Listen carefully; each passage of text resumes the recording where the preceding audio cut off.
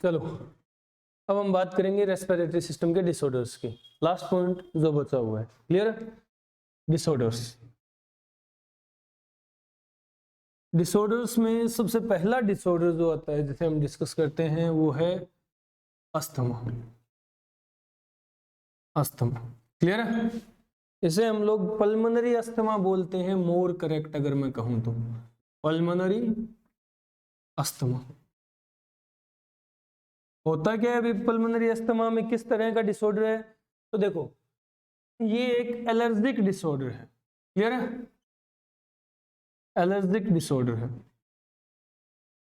किस चीज से एलर्जी होगी इस डिसऑर्डर में, मतलब एलर्जेंस क्या होंगे यहाँ? तो ये एलर्जी होती है डस्ट पार्टिकल्स की, डस्ट एलर्जी। धूल से एलर्जी होगी ये, क्लियर है? अगर धूल के कण सांस के साथ अंदर गए तो वो अस्थमा की कंडीशन है, अगर इस चीज से एलर्जी हो रही है तो। समझ रहे हो क्या होता है इसमें? इस एलर्जी की वजह से ये जो धूल के कण सांस के साथ अंदर जाते हैं, जब ये अंदर जाते हैं और हमारी ब्रोंकाई यानी ब्रोंकस की वॉल से टकराते हैं, दीवारों से टकराते हैं तो वहां के रिसेप्टर्स को सिग्नल मिलता है, एक्टिवेट होते हैं और क्या करते हैं, जो ब्रोंकाई की मसल्स है उनमें कॉन्ट्रैक्शन कर देते हैं, जो इस तरह की पाइप होती है वो ऐसे हो जाती है, पिचक जाती है। ठीक है, समझ रहे हो? ये होता है, क्लियर है? तो इससे क्या होता है, स्पाज्मिक कॉन्ट्रैक्शन या फिर spasm in smooth muscles, smooth muscles of bronchi. Clear है? ब्रोंकाई की स्मूथ मसल में स्पाज्मिक कॉन्ट्रैक्शन होगा, क्लियर है? स्पाज्म्स को मोर करेक्टली हम लोग कहते हैं स्पाज्मिक कॉन्ट्रैक्शन, स्पाज्मिक कॉन्ट्रैक्शन, क्लियर है? स्पाज्मिक कॉन्ट्रैक्शन होगा ब्रोंकाई की स्मूथ मसल्स में। ये डिसऑर्डर है अस्थमा, क्लियर है? अगर बात करें भाई अस्थमा का क्या कोई ट्रीटमेंट है? हाँ बिल्कुल है। क्या है इसका ट्रीटमेंट? तो देखो इसका ट्रीटमेंट, इसके ट्रीटमेंट में हम लोग डिस्कस करते हैं कि भाई पहली चीज, अब ये स्पाज्मिक कॉन्ट्रैक्शन होने के कारण जो ब्रोंकाई थी वो इस तरह से पिचक चुकी है, ठीक है? अब इसको रिलैक्स करना है, इस तरह करना है, इसे हम लोग कहते हैं डायलेशन, डायलेट कर रहे हैं। तो इसके लिए जो इंस्ट्रूमेंट कभी कभार फिल्मों में देखा होगा, और सलमान खान की मां मरती है तो वो एक पंप सा चाहिए उसे सांस लेने के लिए करते हैं, समझ रहे हो? देखा है ना? तो वो पंप उसको क्या बोलते हैं हम लोग, वो है ब्रोंकियो डायलेटर, ब्रोंकियो डायलेटर, क्लियर है? ब्रोंक्यूल्स को डायलेट कर देगा। एक तो ये है ट्रीटमेंट। नेक्स्ट सेकंड ट्रीटमेंट क्या है? सेकंड ट्रीटमेंट है कि भाई एड्रेनलिन हार्मोन दे दो, एड्रेनलिन हार्मोन का सिक्रेशन हो जाए। ये एक ऐसा हार्मोन है जो कि हमारी बॉडी के अंदर तब सिक्रेट होता है जब हम एफ कंडीशन में हो। एफ का मतलब फटने वाली कंडीशन। अब क्या फटने वाली वो मैं नहीं बता सकता, मतलब फियर फाइट फ्लाइट की कंडीशन। डर लग रहा है तुम्हें, तुम्हें 4 मंजिल से धक्का दे दिया, समझ रहे हो? तो हवा में उड़ रहे हो तुम लोग, क्लियर है? और मैं तुम्हारे लठ मार रहा हूँ, हाइट हो रखी है। ऐसी कंडीशन में, मतलब फटने वाली कंडीशंस में, एफ कंडीशंस में एक्टिवेट होता है हमारी बॉडी का एक ऐसा सिस्टम जो ये हार्मोन सिक्रिएट करवाता है। ये हार्मोन इमरजेंसी कंडीशन का हार्मोन है, और इमरजेंसी कंडीशन में कोई धूल मिट्टी के कण दिखाई नहीं देते, समझ रहे हो? क्योंकि ये हार्मोन सिक्रिएट हुआ, और अस्थमा से अगर एलर्जी भी है तो वो कुछ टाइम के लिए सप्रेस हो जाएगी, क्लियर है?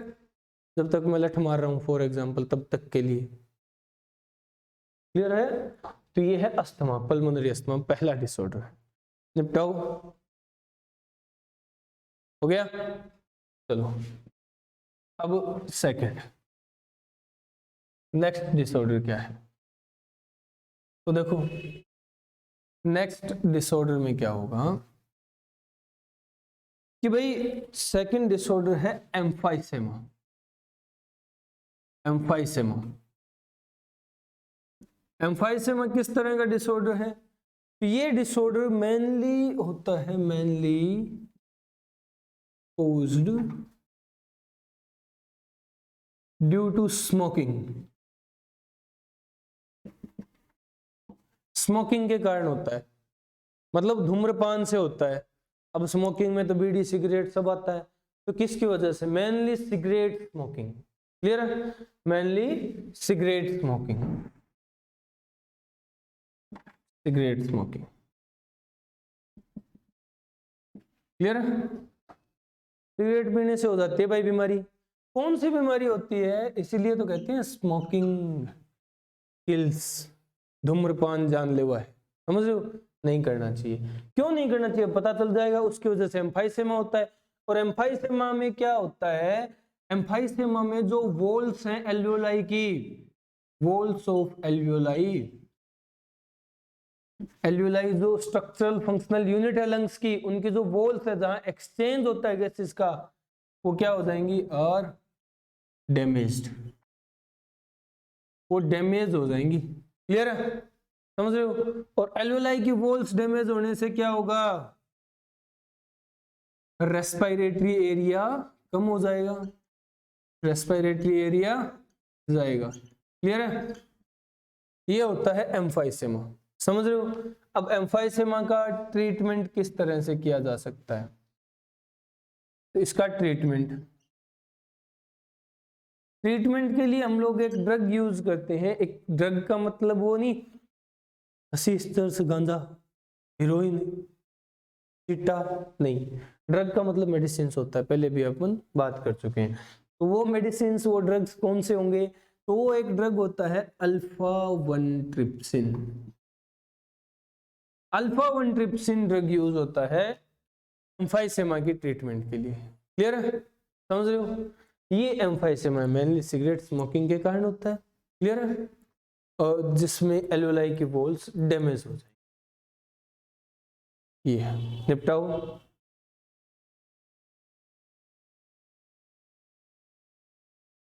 हो गया? चलो, इस डिसऑर्डर को स्पेशल टर्म भी दी जाती है। क्लियर है? ये एक कैटेगरी का डिसऑर्डर है। वो कैटेगरी क्या है?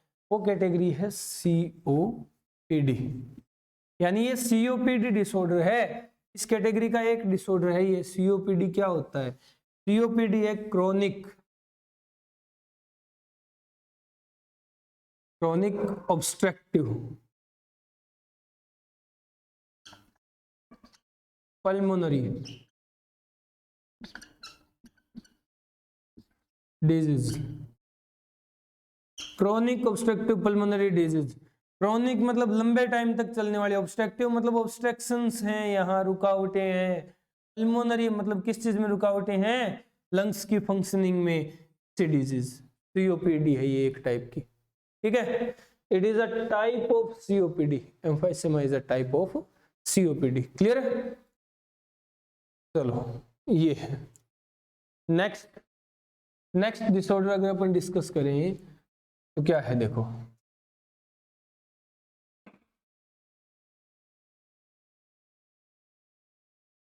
नेक्स्ट डिसऑर्डर है अपना ब्रोंकाइटिस। थर्ड डिसऑर्डर है ब्रोंकाइटिस।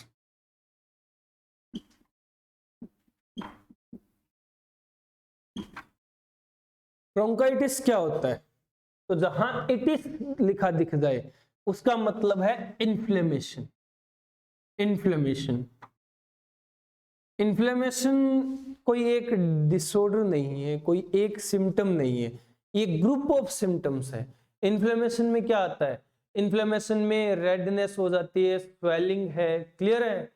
समझ लो, लाल हो जाएगा, सूज जाएगी वो जगह, जलन होगी, ईचिंग, ठीक है, खुजली आएगी।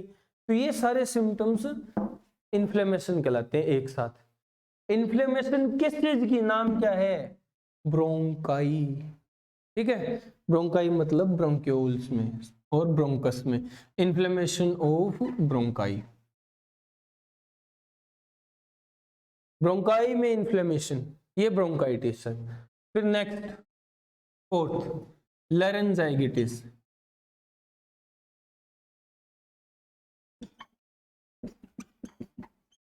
लैरेंजाइटिस। अब इटिस आ गया मतलब यहां भी इन्फ्लेमेशन की ही बात हो रही है, इन्फ्लेमेशन। अब किसका इन्फ्लेमेशन है? लैरिंक्स का, sound box, voice box, larynx में inflammation, laryngitis. Next fifth, rhinitis. Rhinitis क्या होता है? तो राइनिटिस है, राइनो वर्ड आया है हमारे नेजल चैम्बर के लिए। सुना होगा कि कॉमन कोल्ड किस वजह से होता है? पैथोजन है वायरल, वायरल पैथोजन यानी वायरस है। वायरस कौन सा? Rhino virus. राइनो उसको नाम इसीलिए दिया गया क्योंकि वो हमारे इस नेजल चैम्बर में इन्फेक्शन करता है। क्लियर है? तो नेजल चैम्बर को कहा जाता है राइनो, टर्म यूज होती है, समझ रहे हो? तो राइनोइटिस, राइनिटिस यानी inflammation, inflammation of nasal chamber, nasal chamber, nasal chamber में इन्फ्लेमेशन हो रही है। क्लियर है? नेक्स्ट सिक्स्थ, अब और डिसऑर्डर क्या होंगे? तो हम बात कर लेते हैं कुछ पुरानी बीमारियों की जो हम लोगों ने कभी पहले सुनी थी। कौन कौन सी? तो एक है जैसे सुना जाता है सारस। क्लियर? ये क्या है? काफी सुनने को मिला था जब ये फैला था कुछ साल पहले। सारस क्या है? तो इसे कहा जाता है सीवियर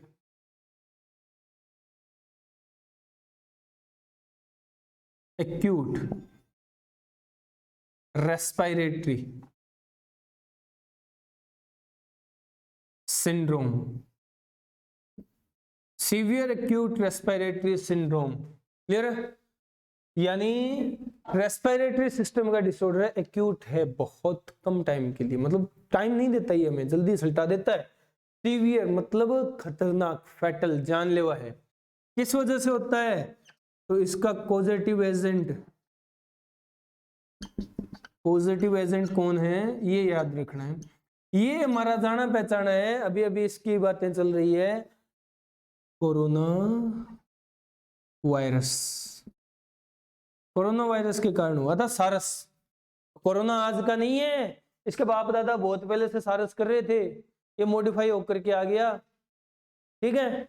ये है जिसको हम लोग कोविड कहते हैं, 19 वाला, समझ गए? चलो नेक्स्ट है एक सेवंथ डिसऑर्डर, ये है swine flu. Swine flu, clear है? स्वाइन फ्लू किस वजह से फैला था? तो ये भी एक वायरल डिसऑर्डर है, फैला था H1N1 वायरस, H1N1 वायरस की वजह से। क्लियर है? समझ रहे हो? रेस्पिरेटरी सिस्टम का डिसऑर्डर था स्वाइन फ्लू, H1N1 वायरस की वजह से फैला था। चलो एक फिर बहुत कॉमन सा है, इतना कॉमन है, इतना कॉमन है कि नाम ही कॉमन कोल्ड हो गया, कॉमन कोल्ड। क्लियर है? मतलब कतई गया गुजरा है, और इतना गया गुजरा है कि हर किसी को हो जाता है, और फिर 5-6 दिनों में ठीक भी हो जाते हैं। मतलब ये नॉर्मल जुकाम जिसे बोलते हो वो है ये। क्लियर है? और कॉमन कोल्ड जो है ना, ये अभी अभी हम लोग बात करके हटे हैं, किस वजह से होता है? Rhino virus, rhino virus. Clear है?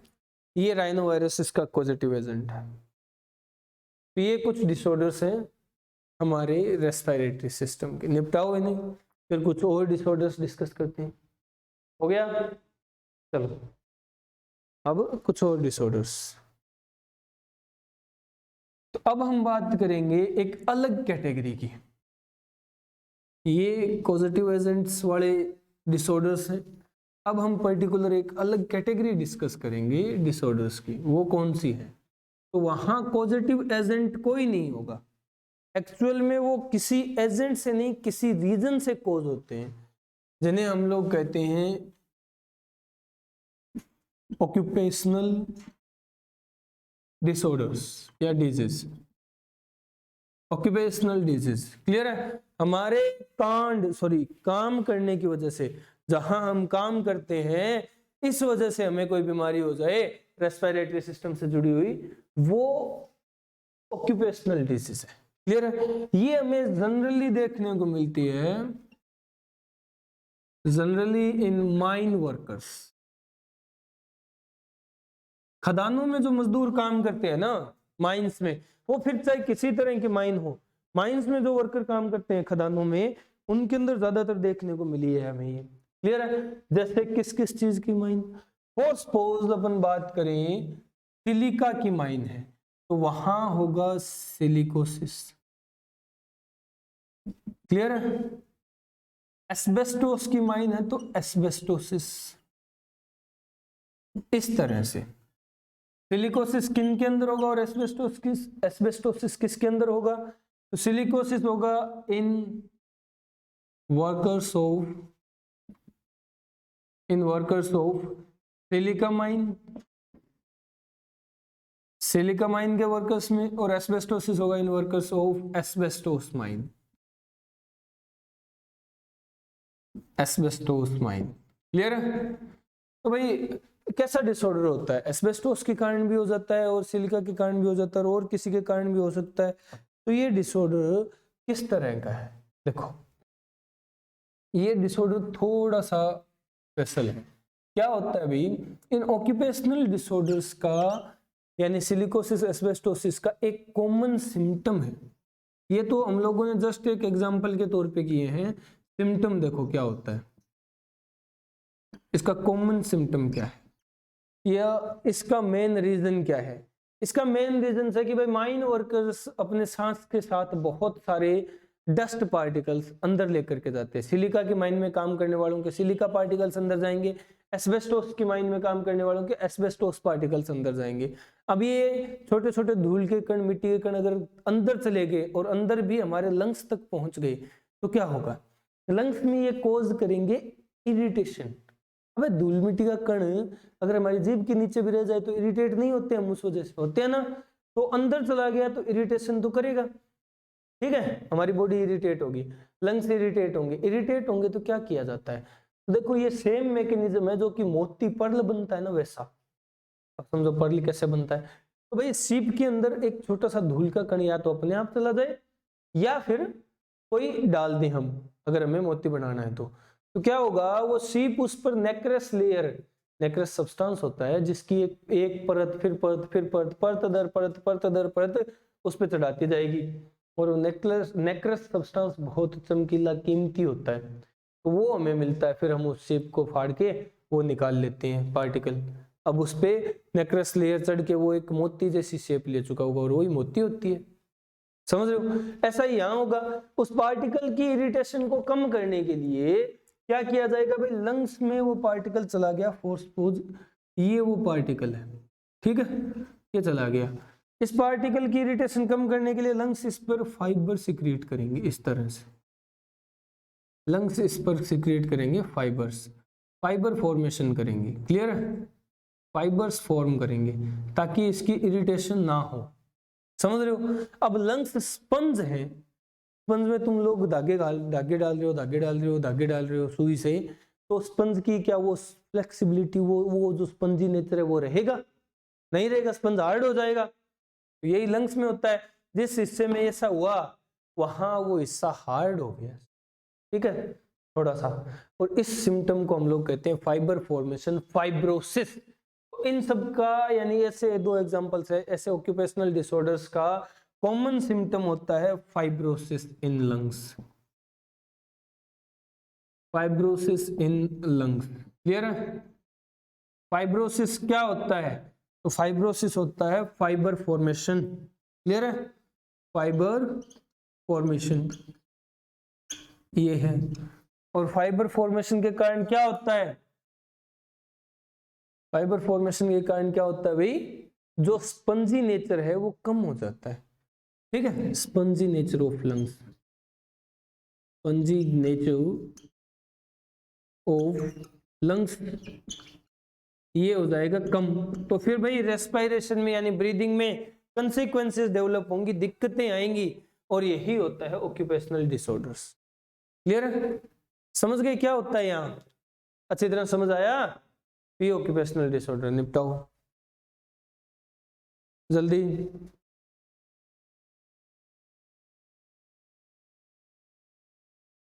हो गया?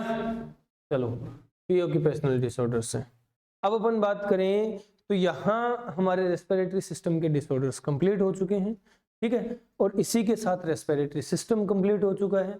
जस्ट एक छोटा सा पॉइंट, हालांकि वो यहाँ का नहीं है बट फिर भी अपन डिस्कस कर लेते हैं। क्या होता है, एक कंडीशन है छोटी सी, कंडीशन किससे जुड़ी हुई है, रेस्पिरेटरी गैसेस से जुड़ी हुई है, इसलिए डिस्कस कर रहे हैं। ये कंडीशन होती है साइनोसिस। साइनोसिस, साइनोसिस डिसऑर्डर है एक्चुअल में। ये होता है, इसके कारण बॉडी जो हमारी है, बॉडी टर्न्स ब्लू, लिली पड़ जाएगी, हमारा शरीर, हमारी बॉडी ब्लू कलर की हो जाएगी, ब्लूइश हो जाएगी। क्यों होगी, क्योंकि यहाँ ब्लड के अंदर कार्बन डाइऑक्साइड बढ़ने लगेगी। क्लियर है, और इस कंडीशन को कहते हैं हम लोग ड्यू टू हाइपरकैप्निया। क्लियर है, हाइपरकैप्निया, सॉरी, हाइपरकैप्निया क्या होता है, हाइपरकैप्निया होता है कि कार्बन डाइऑक्साइड का बढ़ जाना, कहाँ, ब्लड में। क्लियर है, ब्लड में कार्बन डाइऑक्साइड बढ़ जाएगी। तो ये है साइनोसिस, समझ रहे हो। चलो, ये एक कंडीशन थी जो एक्स्ट्रा में डिस्कस की हम लोगों ने। तो यहाँ साइनोसिस और हाइपरकैप्निया दो टर्म्स मिली हमें। क्लियर है, समझ गए।